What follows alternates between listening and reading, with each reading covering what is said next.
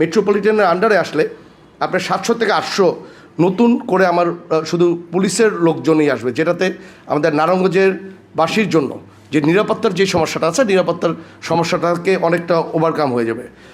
আপনারা শুনে খুশি হবেন, নারায়ণগঞ্জকে আমরা চেষ্টা করছি একটা সেফ সিটির আন্ডারে নিয়ে আসার জন্য, যেটার জন্য আমরা নারায়ণগঞ্জ চেম্বারও বিভিন্ন সময় আলাপ করেছি।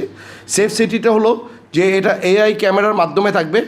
আমাদের নারায়ণগঞ্জের ভিতর যদি কোনো প্রকার কোনো অসৎ লোক অথবা কোনো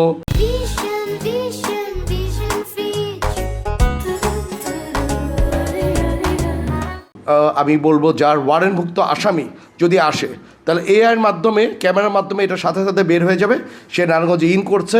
এটা দেখার মাধ্যমেই আপনার সাথে সাথে পুলিশ প্রশাসনের কাছে চলে যাবে নারায়ণগঞ্জের ভিতর এই লোকটা অবস্থান করছে। আমরা চেষ্টা করব বাংলাদেশের প্রথম এই প্রজেক্টটা যাতে নারায়ণগঞ্জে আসে।